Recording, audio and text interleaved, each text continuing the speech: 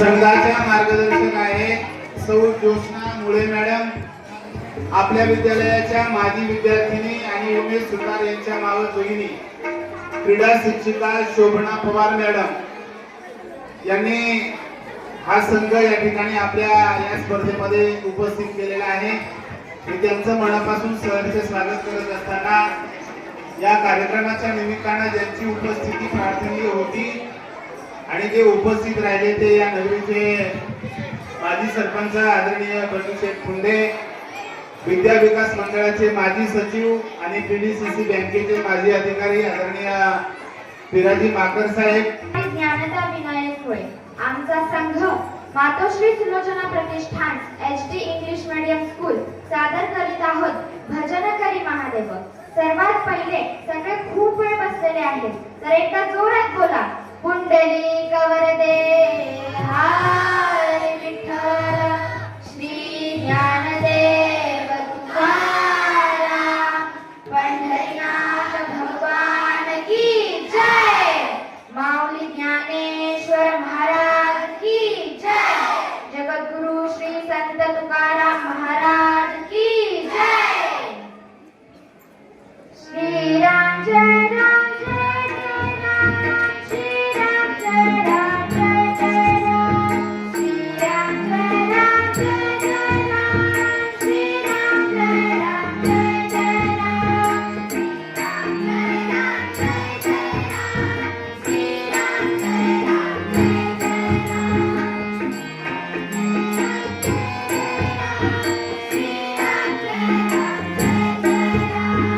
जसा घरी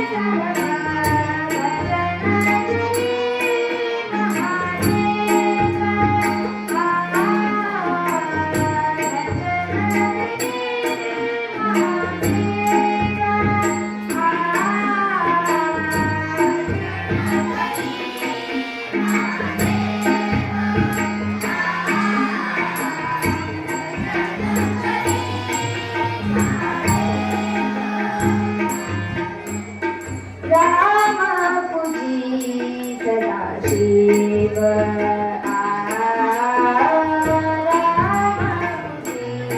सदाशिव,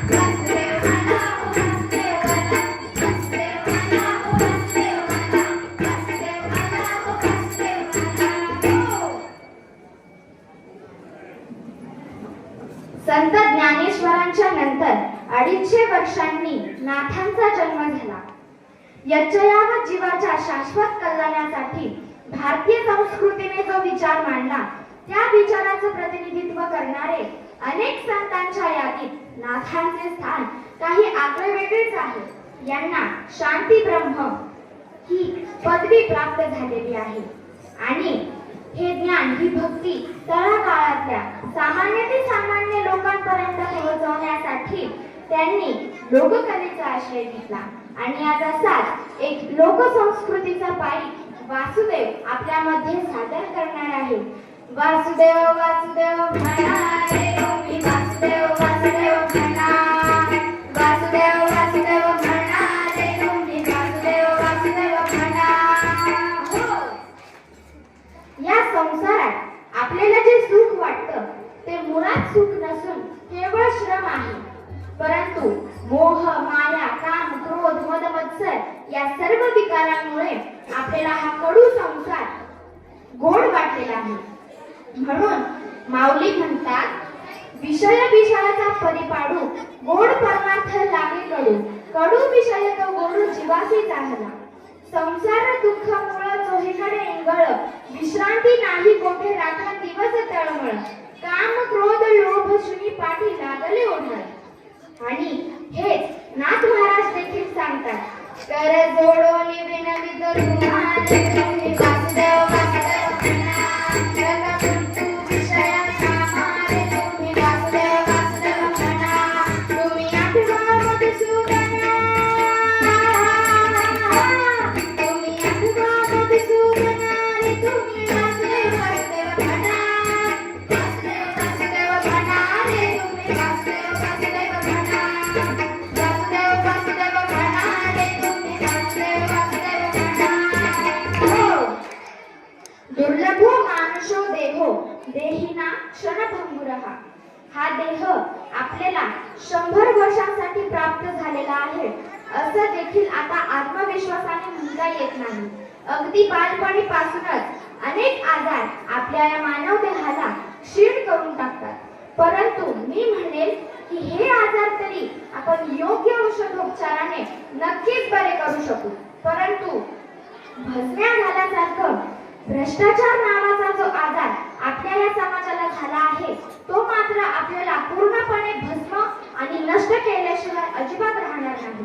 कोरोनाची जशी आपण लस घेऊन त्याला बरे केले तसे या भ्रष्टाचारावर कोणतीही लस किंवा औषधोपचार उपलब्ध नाही. याला आपण केवळ योग्य समाज प्रबोधन शिक्षण प्रशिक्षण या सर्व गोष्टींनी काही अंशी आळा नक्कीच बसू शकतो. याने या शिक्षणाने एक सुशिक्षित समाज निर्माण होईल. हा देश ज्या हातांमध्ये पुढे घडणार आहे ती पिढी सुरक्षित असणं आपली जबाबदारी आहे.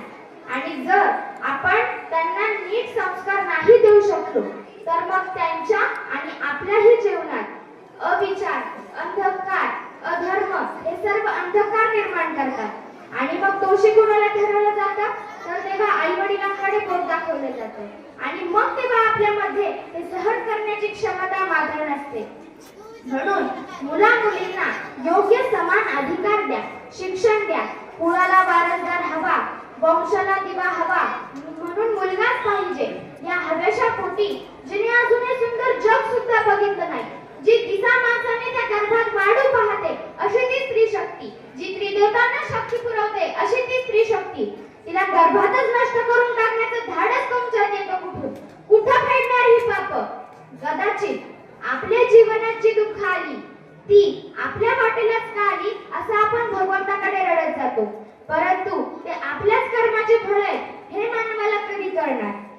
स्त्रियांवर होणारे अत्याचार भ्रष्टाचार हुंडाबळी या सर्वांमुळे तुम्ही मुलींना जन्म द्यायला घाबरू नका.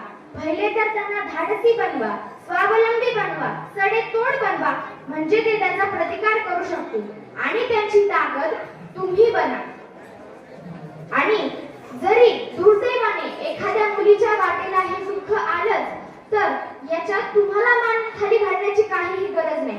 यात तुमचा काहीही दोष नाही. ज्या दिवट्याने ती पंथी विजवली त्या दिवट्याला ज्यांनी जन्माला घातलं त्या आई वडिलांना याची लाज वाटली पाहिजे. असा भ्रष्ट मुलगा ज्यांनी जन्माला घातला त्या आई वडिलांना याची लाज वाटली पाहिजे.